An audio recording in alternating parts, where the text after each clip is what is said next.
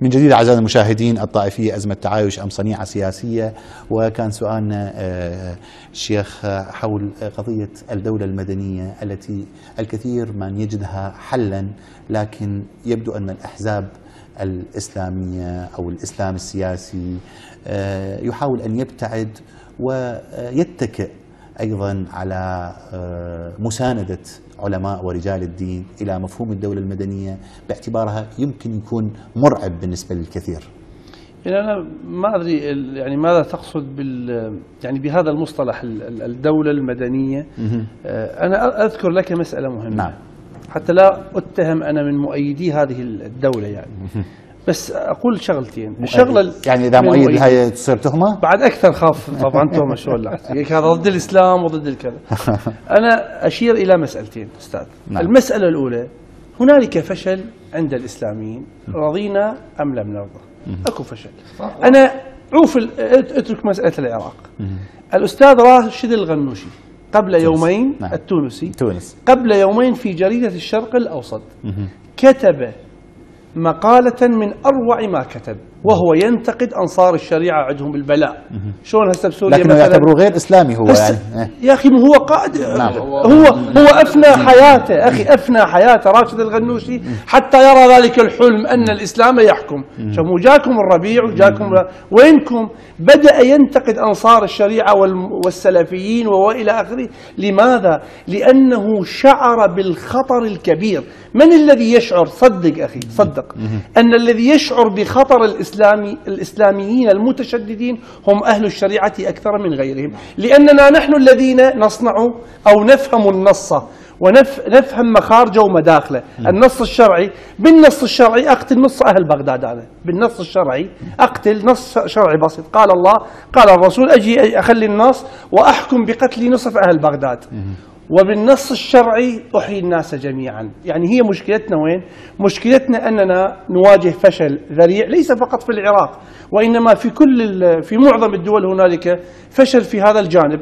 الجانب الآخر، المشكلة ليست فقط في العراق وإنما المشكلة ذاتها يعيشها في تونس، تعيشها في الجزائر، تعيشها في مناطق أخرى. وبالتالي ليس لعلماء الدين إلا أن يتكئوا على الدولة المدنية، لأن ربما الدولة المدنية قد تنصفهم بعض الشيء، بدلا من أن تأتي دولة إسلامية متشددة تضرب رقابهم لأنهم يختلفون معها، لأنهم هم أصلا يأتون وقد لغوا كلمة اختلاف. لا يجوز لك أن تختلف معه لأي سبب كان، وبالتالي هو الفاهم الأوحد والذي يفهم الأمور، كلامه كله صحيح وكلامك كله خطأ. إما أن تسانده على كل شيء وإما تكون خصما له ثم بعد ذلك تقتل.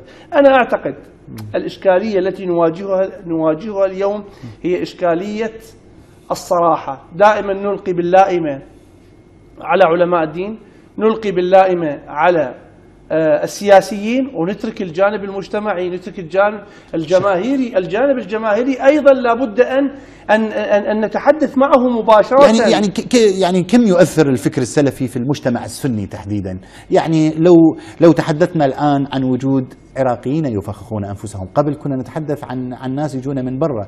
البعض يشير، التقارير تشير أن عراقيين الآن شباب شيء من القبيل يتحركون بطابع طائفي، يتحركون بفكر متعصب.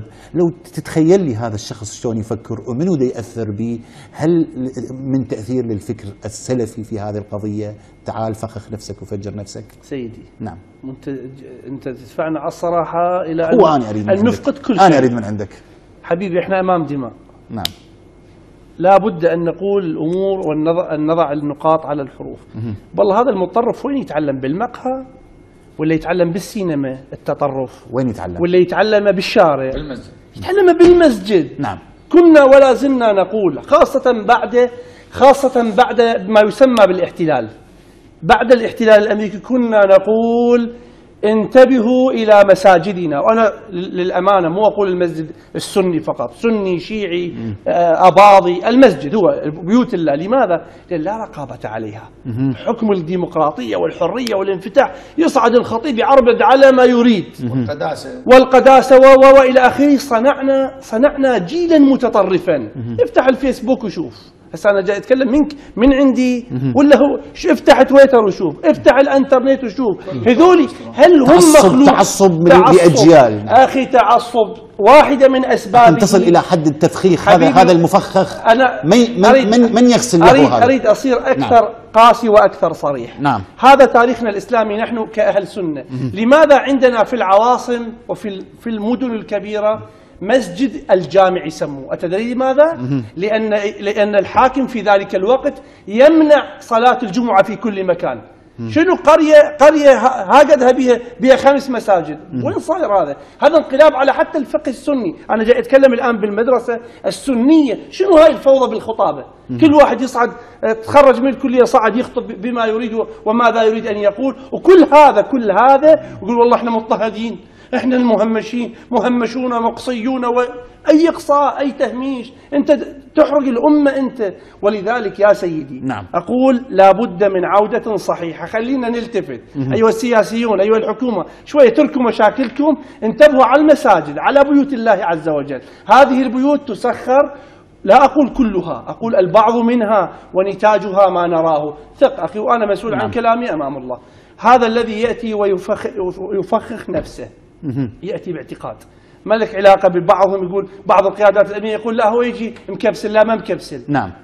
هذا جاء باعتقاد، والدليل أنك اذهب إلى أحد السجون التي ألقي القبض فيها على هؤلاء الشرذمة. نعم. هم يصرون على فعلتهم، ولو أطلق سراحه كما فعل في صلاح الدين الذي فجر الحسينية، كان قد أطلق سراحه بعفو أو كذا قبل أيام فقتل من قتل. شكرا جزيلا